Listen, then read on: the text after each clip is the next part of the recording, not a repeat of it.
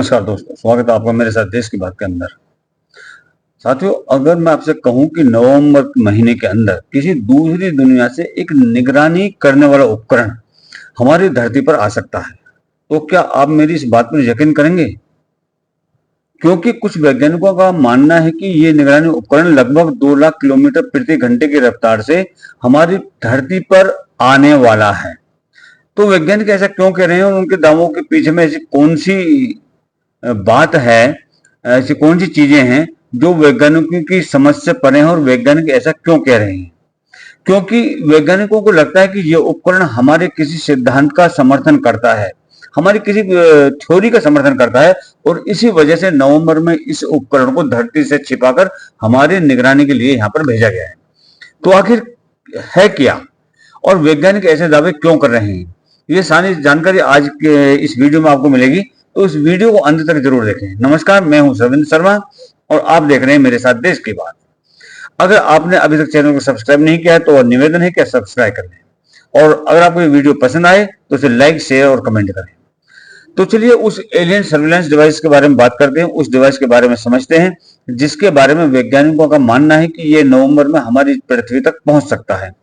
तो ये डिवाइस और कुछ नहीं बल्कि ये वही एक दावा है कि एक धूमकेतु अंतर तारकीय अंतरिक्ष से हमारे सौरमंडल तक पहुंच गया है, मतलब इंटर सोलर सिस्टम से हमारे यहाँ तक पहुंच गया है, जिसके बारे में वैज्ञानिकों ने कहा कि इसका नाम 3I एटलस है।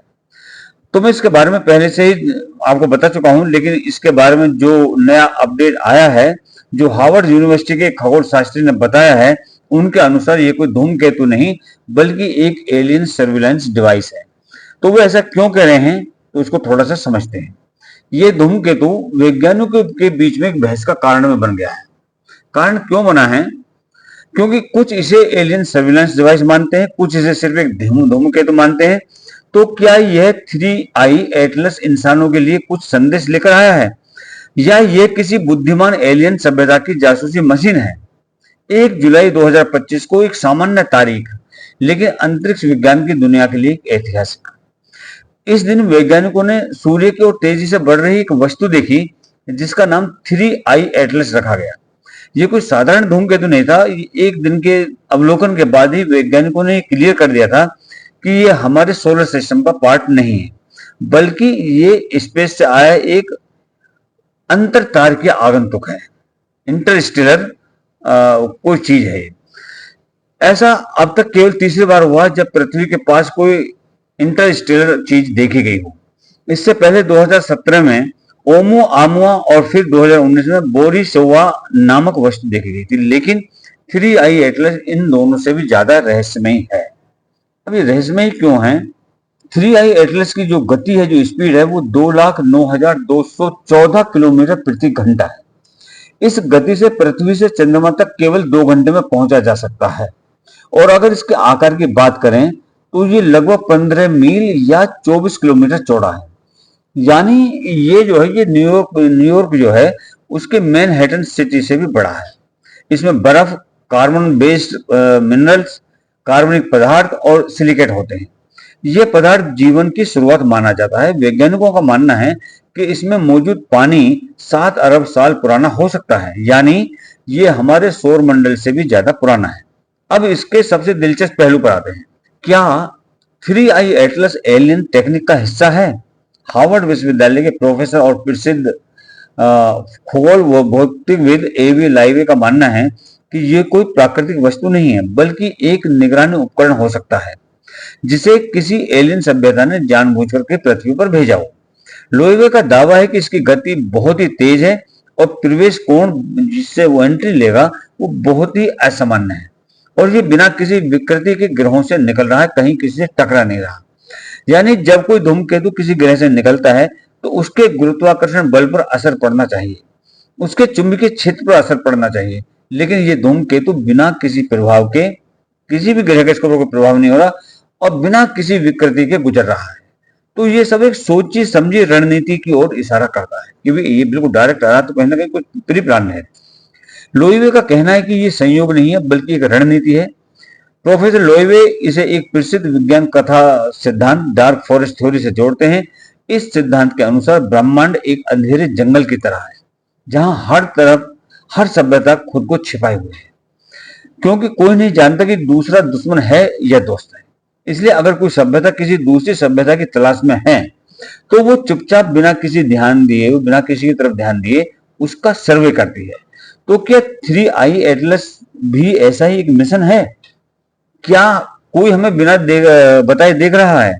यह सवाल डरने वाला है, लेकिन पूरी तरह असंभव नहीं है। लेकिन हर सिद्धांत के साथ वैज्ञानिक ज्ञान भी जुड़ा होता है।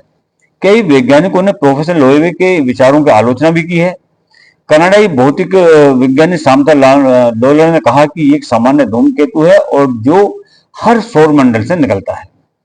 उन्होंने इस सिद्धांत को बहुत कल्पनाशील और कम वैज्ञानिक बताया, मतलब एक कल्पना बताई है उन्होंने। सच तो यह है कि लोएवे के शोध ने अभी तक सहकर्मी समीक्षा परीक्षा को पार नहीं किया है, और लोएवे खुद स्वीकार करते हैं कि यह भी संभव है कि यह एक प्राकृतिक गांव हो।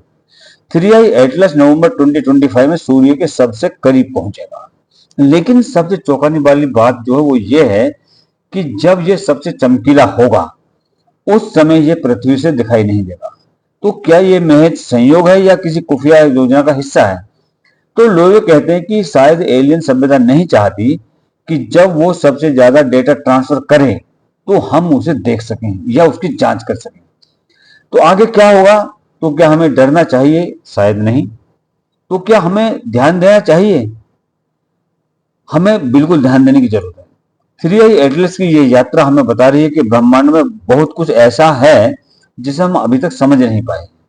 यह वस्तु प्राकृतिक हो सकती है, लेकिन यह हमारी खोज की दिशा और सोच का विस्तार करती है। कौन जाने अगली बार जब कोई वस्तु हमारी ओर आए तो वो सिर्फ एक धूमकेतु ना होकर के वास्तव में एक संदेशवाहक हो, एक मैसेंजर हो, यानी एक विजिल सर्विलेंस इक्विपमेंट भी हो सकता है। तो ये 3 आई एटलस अपने आप में एक बेहद रहस्यमय वस्तु है। वैज्ञानिक पहले दावा कर चुके हैं कि ये अंतरतारकीय इंटरस्टेलर स्पेस से आया एक धूमकेतु है, लेकिन नए दावों ने इस पर सवाल उठाने शुरू कर दिए हैं कि क्या यह वाकई एक निगरानी उपकरण हो सकता है, क्योंकि इससे जुड़ी तमाम बातें वैज्ञानिकों को पहली बार दिख रही हैं।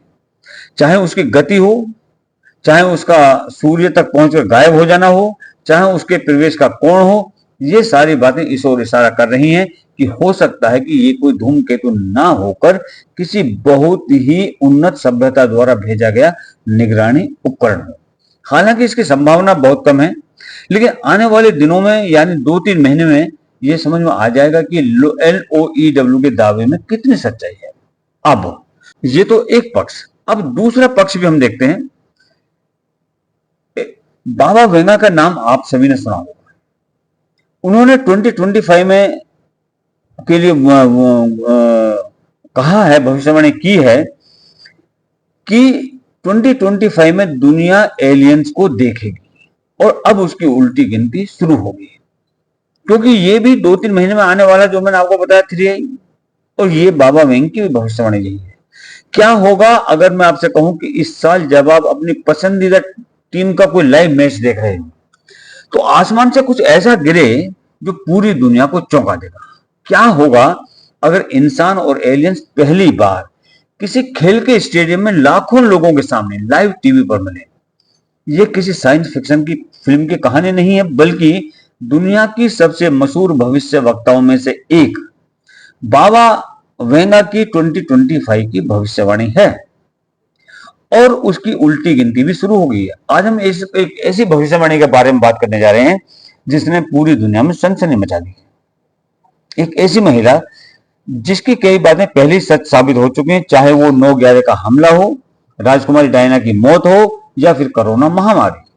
जी हाँ, हम बात कर रहे हैं बुल्गारिया की अंधी फकीर बाबा वेंगा की, और 2025 के लिए उनकी भविष्यवाणी सुनकर आपके भी रोंगटे खड़े हो जाएंगे। खबरों के मुताबिक बाबा वेंगा ने कहा था कि साल 2025 में इंसानों की पहली बार एलियंस से मुलाकात होगी। लेकिन सबसे हैरान करने वाली बात यह है कि यह मुलाकात जो होगी ये किसी वीरान रेगिस्तान या गुप्त तरीके से नहीं होगी, बल्कि यह किसी बड़े इंटरनेशनल स्पोर्ट्स मीट के दौरान होगी। जरा सोचिए, 2025 में महिला यूरो फाइनल, महिला रग्बी विश्व कप और कई फार्मूला वन रेस जैसे बड़े आयोजन होंगे। क्या इनमें से कोई स्टेडियम उस ऐतिहासिक पल का गवाह बनेगा? क्या पूरी दुनिया लाइव टीवी पर देखेगी कि हम इस ब्रह्मांड में अकेले नहीं है, कोई और भी है? अब आप में से कुछ लोग कहेंगे कि ये सिर्फ एक अनुमान हो सकता है, लेकिन रुको, कहानी में एक और दिलचस्प मोड़ आता है। बाबा वेंगा की इस भविष्यवाणी में अकेली नहीं है। ब्राजील की जानी मानी भविष्य वक्ता, जिन्हें जिंदा नास्ट्रेडमस के नाम से भी जाना जाता है, उन्होंने भी इथोस के वर्षों में कुछ ऐसा ही कहा है। लेकिन एथोस का नजरिया थोड़ा सा अलग और ज्यादा वैज्ञानिक है। उनका मानना है कि एलियन से हमारा संपर्क किसी उड़न तस्तरी या हमले के जरिए नहीं होगा, बल्कि ये खोज विज्ञान के जरिए होगी। उन्होंने नासा के जेम्स वेब टेलीस्कोप की ओर इशारा किया। इथोस का कहना है कि जेम्स वेब टेलीस्कोप हमें ब्रह्मांड में बुद्धिमान जीवन के ठोस प्रमाण दे सकता है। साथ ही यह भी संभव है कि अमेरिका जैसी सरकारें भी यूएफओ से जुड़ी हुई अपनी कॉन्फिडेंशियल फाइलों को पब्लिक कर दें। तो एक तरफ बाबा वेंगा कह रही हैं कि एलियंस खुद सामने आएंगे, और दूसरी तरफ एथियोस कह रहे हैं कि आने वाले वर्षों में हम उन्हें विज्ञान के जरिए खोल लेंगे। दोनों का कहना एक ही है, और वही चीज मैं पीछे भी आपको बता चुका हूं कि जो 2-1 महीने में होने वाला है। मतलब 2025 में एक बड़ा सारांश, एक बहुत बड़ा निचोड़ होने वाला है। ये तो एलियंस के बारे में था, लेकिन बाबा वेंगा ने सिर्फ 2025 के लिए ही ये भविष्यवाणी नहीं की। उनकी सूची में कुछ और चौंकाने वाली बातें भी हैं, उनको भी एक एक करके जानते हैं। एशिया के अंदर में बड़ी प्राकृतिक आपदा आने वाली है। बाबा वेंगा ने एशिया में एक बड़े भूकंप और फिर सुनामी की भी चेतावनी दी है। ये इलाके वैसे भी भूकंपीय क्षेत्र में है, इसलिए ये भविष्यवाणी चिंताएं बढ़ाती है। वैश्विक आर्थिक संकट के लिए उन्होंने बोला है कि उन्होंने एक बड़े आर्थिक संकट की बात की है, जिससे बेरोजगारी और धन की कमी होगी। आजकल जिस तरह से महंगाई और कर्ज बढ़ रहे हैं, उसे देखते हुए ये भविष्यवाणी काफी हद तक सच होती दिख रही है। नई बीमारियां और चमत्कारी इलाज के बारे में भी बाबा वेंगा ने कहा है कि नई रहस्यमय बीमारियां सामने आएंगी, लेकिन इसके साथ ही चिकित्सा विज्ञान भी तरक्की करेगा। कृत्रिम आर्टिफिशियल पार्ट्स बनेंगे, इंसान के ऑर्गन्स बनेंगे, और कई असाध्य रोगों का इलाज भी होगा। यानी उम्मीद और खतरा दोनों एक साथ। यूरोप में जो जनसंख्या घट रही है, उन्होंने उसके बारे में कहा। उन्होंने कहा कि यूरोप की जनसंख्या में भारी गिरावट की भविष्यवाणी है, जो आज के आंकड़ों में भी दिखती है। वहां जन्म दर, बर्थ रेट बहुत ही ज्यादा कम हो गया है। उन्होंने कहा कि सामाजिक भेदभाव का अंत भी होगा, ये एक अच्छी भविष्यवाणी है। उन्होंने कहा था कि जाति और लिंग के आधार पर जो भेदभाव हमारे बीच में बना हुआ है, वो खत्म होगा और मानवता एक दूसरे के करीब आएगी। तो अब सवाल उठता है कि हमें इन भविष्यवाणियों पर क्या विचार करना चाहिए। क्या ये सच होने वाला है, या सिर्फ इंटरनेट और हमारी आज की चिंताओं द्वारा प्रस्तुत की जा रही स्पष्ट बातों की एक आधुनिक व्याख्या है? बाबा वेंगा की भविष्यवाणी सच साबित हुई है भूतकाल में भी, लेकिन कई गलत भी साबित हुई है। लेकिन ये कल्पना करना अजीब लगता है कि 2025 में एलियंस जिंदा दिखाई देंगे। इस बारे में आपकी क्या राय है? आपको क्या लगता है कि बाबा वेंगा की भविष्यवाणी सच हो सकती है, या 1-2 महीने में 3I जमीन पर आ सकता है और एलियंस से हमारी मुलाकात हो सकती है? क्या हम वाकई एलियंस से मुलाकात के इतने करीब हैं? आप कमेंट्स में जरूर बताइए। अगर वीडियो अच्छा लगा हो तो लाइक कीजिए, सब्सक्राइब कीजिए। धन्यवाद। जय हिंद, जय भारत।